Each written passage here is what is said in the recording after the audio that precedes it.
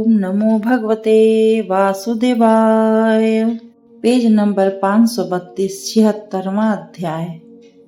वैशंपायन जी ने कहा, जन्मेजय, श्री कृष्ण के केवल ध्यान मात्र से मुनि श्रेष्ठ नारद जी वहां आ गए।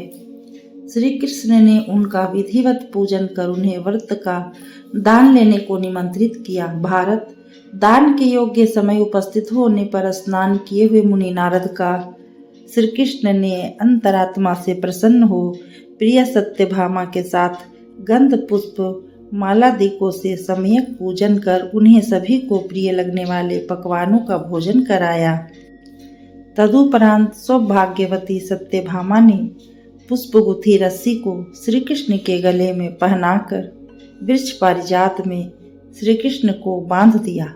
देवी सत्यभामा ने केशव को जल के साथ संकल्प कर नारद जी को दान कर दिया। साथ ही हजारों गौओं तथा स्वर्ण का पर्वत, जो कि सोने चांदी से मिश्रित मणि और रत्नों की प्रभा से युक्त था, उन्हें दिया। सत्यभामा ने तिल मिश्रित अन्य धान्यों से युक्त अन्न राशि का दान भी उन्हें दिया। उन सब सामग्रियों को ग्रहण कर मुनि सत्तम नारद अति प्रसन्न हो केशव से कहने लगे, सत्यभामा द्वारा संकल्प कर आप मुझे दान कर दिए गए हैं, इसलिए केशव अब आप मेरे हो गए हैं। अतः आप मेरे अनुकूल चले और जो मैं कहता हूँ वही करें। मधुसूदन ने कहा, यह उचित ही है, क्योंकि दास को स्वामी का सभी कार्य करना चाहिए। फिर तो जाते हुए मुनि नारद के पीछे श्री कृष्ण भी जाने लगे। परिहास में विलक्षण मुनि श्रेष्ठ नारद इस प्रकार परिहास की बहुत बातें खड़ाऊ आदि लाने की कहकर श्री कृष्ण से कहने लगे, अच्छा तो मैं अब जाता हूँ।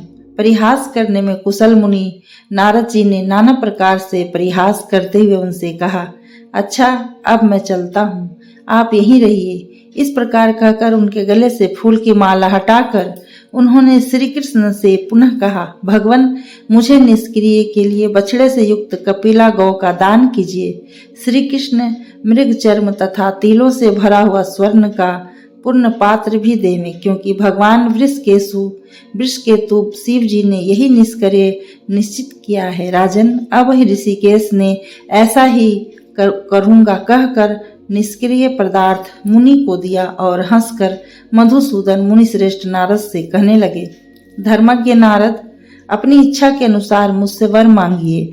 मैं आपको वर देने को उद्यत हूँ, क्योंकि हमारी आप पर परम प्रीति हो गई है। नारद जी ने कहा, सनातन विष्णु, आप मेरे ऊपर सदा प्रसन्न रहें तथा महामते आपके प्रसाद से मैं आपके सालोक्य हो जाऊं। सज्जनों की गति नारायण, आपकी कृपा से मैं आयोनिज होऊं तथा जन्मांतर में भी ब्राह्मण योनि को प्राप्त करूं। श्री कृष्ण ने मुनि नारद से कहा, ऐसा ही हो। फिर तो मुनि सत्तम बुद्धिमान नारद संतुष्ट हो गए। जन्मेजय, इसके पश्चात कृष्ण प्रिया सत्यभामा ने अतुल तेजस्वी श्री कृष्ण की 16,000 स्त्रियों को निमंत्रित कर बुलाया और सची द्वारा वसुदेव को दिए गए दिव्य वस्त्र भूषण आदि को कृष्ण वल्लभा सत्यभामा ने एक एक को बांट दिया। वहां रहता हुआ पारिजात अपने गुणों को दिखाने लगा। वासुदेव की आज्ञा से महात्मा नारद ने मित्र व बंधुगणों को बुलाया। कुरुनंदन महात्मा केशव से निमंत्रित हो सभी मित्र बंधुगण पारिजात के ऐश्वर्य को देखने लगे। श्री कृष्ण ने द्रौपदी, सुभद्रा और फूफी कुंती के साथ पांडवों को भी बुलाया। पुत्री सहित शिशुपाल की माता को, पुत्र सहित राजा भीष्मक को एवं अन्य मित्र व संबंधियों को भी उन्होंने बुलाया। राजन, महातेजस्वी श्री कृष्ण अंतःपुर में अर्जुन के साथ बड़े ऐश्वर्य से रहने लगे। जब 1 वर्ष बीत गया तब केसी को मारने वाले श्री कृष्ण पारिजात वृक्ष पुनः स्वर्ग में ले गए। वहां इंद्र के साथ अपनी माता अदिति का दर्शन कर श्री कृष्ण ने उन्हें प्रणाम किया।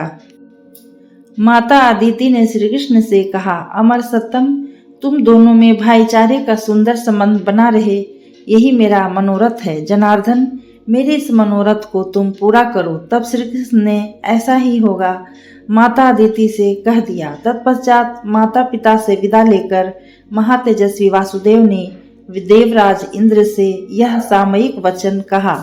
दोनों दूसरों को सम्मान देने वाले देवेंद्र, मुझे शिव जी ने भूमि के अंदर रहने वाले असुरों के प्रति वध का संदेश दिया है।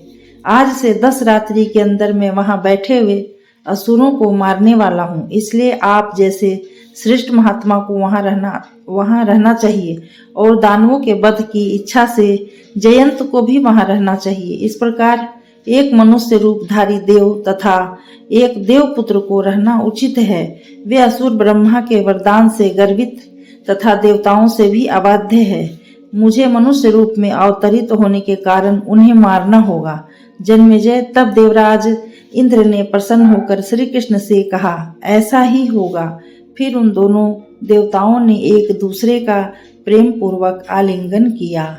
ओम नमो भगवते वासुदेवाय।